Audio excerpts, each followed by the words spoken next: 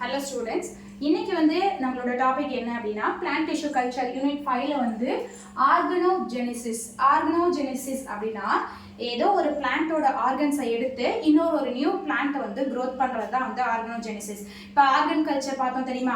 ஒரு கேரட் எடுத்து கேரட்டோட centre pieces வந்து கட் பண்ணி அந்த இதில் வந்து டிஃப்ரென்ஷியேஷன் டிஃப்ரென்ஷியேஷன் எல்லா மெத்தட்ஸையும் பண்ணி பார்த்து ஒரு எம்எஸ் மீடியத்துக்குள்ளே போட்டு ஒரு கேலஸ் ப்ரெசென்ட் ஆனதுக்கப்புறம் திருப்பி டெஸ்ட் டியூப்ல வந்து நம்ம வந்து அந்த கேலஸை இது பண்ணி விட்டு திருப்பி வந்து ஒரு நியூ பிளான்ட்டை வந்து க்ரோத் பண்ணோம் தெரியுமா? அதே இதுதான் வந்து என்ன சொல்கிறாங்கன்னா ஆர்கனோஜெனிசிஸில் சொல்கிறாங்க. ஃபர்ஸ்ட்டு கேலஸில் வந்து ஷூட்டு இல்லைனா ரூட்டு, இது ரெண்டு இதில் வந்து டிஃபரன்ஷியேஷன் பண்ணி காமிச்சு அதில் வந்து என்ன பண்ணுறாங்கன்னா ஒரு நியூ பிளான்ட்டை வந்து க்ரோத் பண்ணுறாங்க. அந்த மெத்தட்ஸ் வந்து என்னென்னா ஆர்கனோஜெனிசிஸில் வந்து பண்ண முடியுது. அடுத்து வந்து மைக்ரோ ப்ராபகேஷன் ஆஃப் பனானா.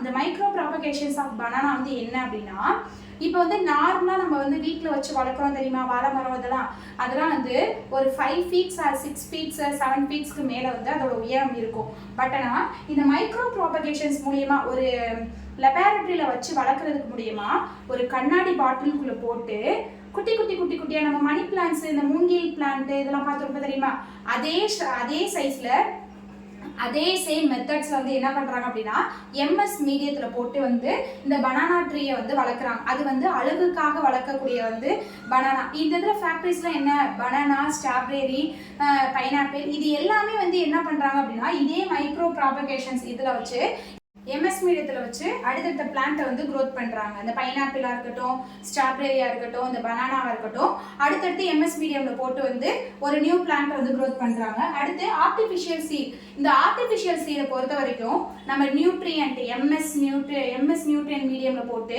ஒரு லெபார்டரியில் வந்து ஆர்டிஃபிஷியலாக வளர்க்கக்கூடிய எல்லா பிளான்ட்லையுமே வந்து சீட் வரக்கூடிய எல்லாத்தையுமே வந்து ஆர்டிஃபிஷியல் சீட்னு சொல்கிறாங்க. இந்த ஆர்டிஃபிஷியல் சீட்ஸ் வந்து நம்மளுக்கு வந்து என்னென்னலாம் யூசேஜ் இருக்குது அப்படின்னா, நம்மளுக்கு வந்து நம்ம என்னென்ன கேரக்டர்லாம் நம்மளுக்கு வந்து ஒரு பிளான்ட் வேணும், சீட்ஸ் வேணும் அப்படின்னா அந்த கேரக்டர் எல்லா கேரக்டர்லையுமே வந்து அந்த பிளான்ட்டை வந்து நம்ம வந்து க்ரோத் பண்ணிக்கலாம்.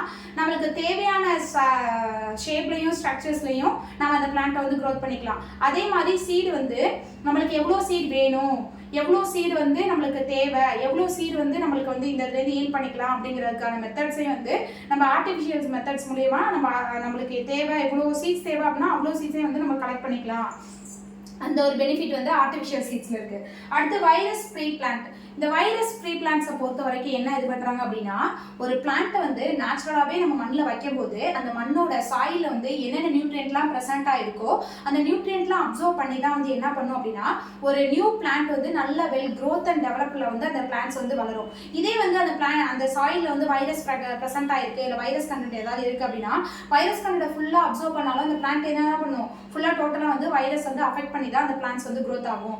இதே இதில் வந்து வைரஸ் ஃப்ரீ பிளான்ட் அப்படின்னா வைரஸ் அற்ற தாவரம் அப்படின்னா மண்ணில் உள்ள சத்துக்கள் எல்லாத்தையுமே நியூட்ரியன் சத்துக்களை எடுத்துக்கிட்டு அதுக்கு தேவையான எல்லாத்தையுமே எடுத்துக்கிட்டு தேவையில்லாத எல்லாத்தையுமே என்ன பண்ணிட்டு ரிமூவ் பண்ணிட்டு அதான் வந்து வைரஸ் ஃப்ரீ பிளான்ட்ஸ் சொல்லி சொல்றாங்க.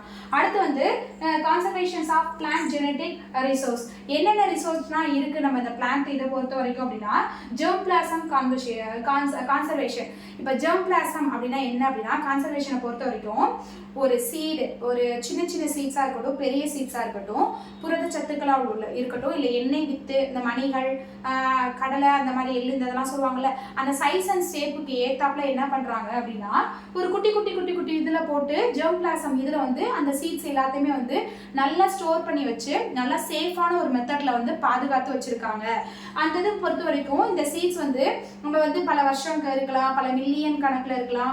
நம்மளுக்கு வந்து எவ்வளோ so many இயர்ஸ்க்கு அடுத்து வந்து என்ன பண்ணலாம் அப்படின்னா இந்த சீட்ஸை வந்து நம்ம எடுத்து திருப்பி வந்து நம்ம யூஸஸ்க்கு வந்து யூஸ் பண்ணிக்கலாம் அப்படின்னு சொல்லி சொல்றாங்க இந்த ஜெர்ம் பிளாசம் மெத்தட்ல. அடுத்து வந்து கிரையோ ப்ரிசர்வேஷன் எதுக்கு அப்படின்னா இந்த பதப்படுத்துதல் முறைன்னு சொல்லி சொன்னேன்ல, -196 டிகிரி செல்சியஸ்ல வந்து நம்ம என்ன இது பண்ணி வச்சாலுமே அப்படியே ப்ரிசர்வ் மெத்தட்ல வந்து அப்படியே இருக்கும்.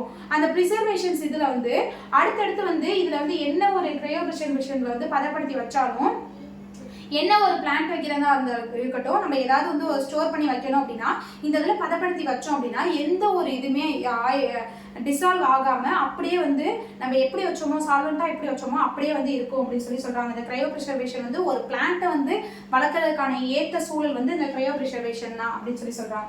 அடுத்து வந்து இன்டெலெக்சுவல் ப்ராப்பர்ட்டிஸ் ரைட்ஸ். இந்த நிறைய விதமான ரைட்ஸ் வந்து இதாக இருக்குது. அந்த இதில் வந்து என்ன ரைட்ஸ் சொல்கிறாங்க அப்படின்னா ஐபிஆர். இந்த இதில் வந்து ஃபர்ஸ்ட் பேட்டன்ட். நம்ம ஒரு மெடிசன் கண்டுபிடிக்கிறதா இருக்கட்டும், ஒரு புக் பப்ளிஷ் பண்ணுறதா இருக்கட்டும், இல்லை வந்து நம்ம ஏதோ ஒரு இது வந்து இண்டஸ்ட்ரியல்ஸ் வைஸ் வந்து நம்ம ஏதோ ஒரு ப்ராடக்ட்ஸு ஏதோ ஒரு எலக்ட்ரானிக்ஸை கொண்டு வர்றோம் அப்படின்னா அந்த இதுக்கு வந்து என்ன பண்ணுவாங்க அப்படின்னா பேட்டன், ஒரு காப்புரிமை வாங்கணும். அது வந்து சேஃப்டியாக இருக்கா, செக்யூராக இருக்கா, இது வந்து கொண்டு போனால் வந்து மக்கள் மத்தியில் வந்து நல்ல சேஃப் அண்ட் இதில் வந்து இருக்குமா அப்படின்னு சொல்லிட்டு ஒரு பேட்டன் வாங்கினா மட்டும்தான் என்ன பண்ண முடியும், அந்த ப்ராடக்ட்ஸ் எல்லாத்தையுமே வந்து சோஷியல் இதில் வந்து என்விரான்மெண்டல் இதில் வந்து கொண்டு வர முடியும். அடுத்து வந்து பயோசேஃப்டி அண்ட் பயோ எத்திக்ஸ். நம்ம இதில் பொறுத்த வரைக்கும் இந்த கடலில் போகும்போது நம்மளுக்கு கொடுக்குற அந்த ஜாக்கெட்டாக இருக்கட்டும், இல்லை வந்து நம்ம ஹெல்மெட் போடுறதா இருக்கட்டும், எல்லாமே வந்து என்ன அப்படின்னா பயோசேஃப்டி பயோ எத்திக்ஸ் நம்ம இதில் தான் வரும். பயோசேஃப்டியை பொறுத்த வரைக்கும் நம்ம என்விரான்மெண்ட்டை பொறுத்த வரைக்கும் நம்ம வைக்கிற எலக்ட்ரானிக் ப்ராடக்ட்ஸாக இருக்கட்டும், நம்ம யூஸ் பண்ணுற பொருளாக இருக்கட்டும், எல்லாமே வந்து ஒரு சேஃப் அண்ட் செக்யூராக வச்சுக்கணும். பயோ எத்திக்ஸ் என்ன அப்படின்னா நம்ம எல்லா பொருளையுமே வந்து ஹேண்டில் பண்ணுற மெத்தட்ஸ் எப்படி இருக்கணும் அப்படின்னா நல்ல சேஃப் அண்ட் செக்யூராக வந்து இருக்கணும். எல்லா அடுத்தடுத்த எத்திக்ஸ் வந்து நம்ம ஃபாலோ பண்ணி அவங்க சொல்கிற ரூல்ஸ் அண்ட் ரெகுலேஷன்ஸ்க்கு ஏற்றாப்புல வந்து நம்ம ஃபாலோ பண்ணி போனோம் அப்படின்னா நம்ம இது வந்து சேஃபாக இருக்கும் அப்படின்னு இது பண்ணுறாங்க. அடுத்து வந்து ஃபியூச்சர் ஆஃப் பயோடெக்னாலஜி. இந்த பயோடெக்னாலஜி பொறுத்த வரைக்கும் இது வந்து என்ன வந்து இதாகும் அப்படின்னா ஃபுல் அண்ட் ஃபுல் வந்து நம்ம வந்து போகிறது எல்லாமே வந்து பயோடெக்னாலஜி மெத்தட்ஸ் இது பண்ணி தான் பேஸ் பண்ணி தான் ஓடிட்டு இருக்கோம். இதே வந்து ஃபியூச்சர் ஆஃப் பயோடெக்னாலஜியில் வந்து எப்படி இருக்கும் அப்படின்னு சொல்கிறாங்க அப்படின்னா வேர்ல்டை பொறுத்த வரைக்கும் பயோடெக்னாலஜி மெத்தட் வந்து ஃபியூச்சரில் வந்துச்சு அப்படின்னா ஃபுல்லாக வந்து டிஜிட்டல் வேர்டாக ஆயிரும். எந்த இதுக்குமே வந்து ஹியூமன்ஸ் தான் வந்து இதுக்கு வந்து ஹெல்ப் பண்ணணும், சர்வே பண்ணணும், இது வந்து ஹியூமன்னால மட்டும்தான் அதை வந்து பண்ண முடியும் அப்படிங்கிற ஒரு இது இல்லாமல் ஃபியூச்சர் ஆஃப் பயோடெக்னாலஜி அப்படின்னா மாடர்ன் பயோடெக்னாலஜி கொண்டு வந்து எல்லாமே வந்து automatic system, electronic system wise வந்து தான் வந்து நம்ம ஃபியூச்சரே வந்து இதாக போகுது. நம்ம சிஸ்டம், நம்ம ஹியூமன்ஸ் எல்லாமே வந்து ஒரு சிஸ்டம் பேஸ் அடிப்படையில் வந்து பின்னாடி வந்து சிஸ்டம் மாதிரி ஓடிக்கிட்டே இருக்க போகிறோம். அதுதான் வந்து இந்த ஃபியூச்சர் ஆஃப் பயோடெக்னாலஜி அப்படின்னு சொல்கிறாங்க. நம்மளோட நாலேஜாக இருக்கட்டும், நம்ம வந்து அடுத்தடுத்ததுல வந்து நம்ம ஓடுறதா இருக்கட்டும், நம்மளோட பிரெயினாக இருக்கட்டும், நம்ம வந்து யோசிக்கிற விதமாக இருக்கட்டும், எல்லாமே அட்வான்ஸ்டாக இருக்க போகுது. அதுதான் வந்து ஃபியூச்சர் ஆஃப் பயோடெக்னாலஜி அப்படின்னு சொல்கிறாங்க. இந்த லெசன் ஃபுல்லாகவே வந்து ஒரு பிளான்ட்டை வந்து எப்படி வளர்க்கலாம், அந்த பிளான்ட்டை வந்து எப்படி வந்து ஒரு கல்ச்சர் மீடியமில் போட்டு வைக்கலாம், எப்படி வந்து ஒரு நியூ பிளான்ட்டாக கொண்டு வரலாம், என்ன பார்ட் எடுக்கலாம், அந்த இதனால என்னென்ன எப்படிலாம் அந்த விதையை வந்து ஸ்டோர் பண்ணி வைக்கலாம், அந்த சீட்ஸ் வந்து ஸ்டோர் பண்ணி வைக்கிறனால என்ன இதாகுது, ஆர்டிஃபிஷியல் சீட்ஸ் வந்து எப்படி கிரியேட் பண்ணலாம், அந்த சீட்ஸ் கிரியேட் ஆகிறனால நம்மளுக்கு என்னென்ன யூசேஜ், பயோஎத்திக்ஸு, பேட்டன்ட் எல்லாமே பார்த்தோம். இந்த இதில் வந்து ஃபுல் அண்ட் ஃபுல் வந்து அந்த பிளான்ட்டை பொறுத்த வரைக்கும் அந்த பிளான்ட்டோட அந்த 4 டைப்ஸ் சொன்னோம் தெரியுமா, அந்த இதுதான் வந்து டோட்டிபர்டன்சி, அந்த இதுதான் டிடிஃபரன்ஷியேஷன், ரீடிஃபரன்ஷியேஷன், அந்த இதுதான் வந்து ஃபுல் அண்ட் ஃபுல் வந்து ஒரு இம்பார்ட்டன்ட் 5 மார்க் கொஸ்டின்ஸ்.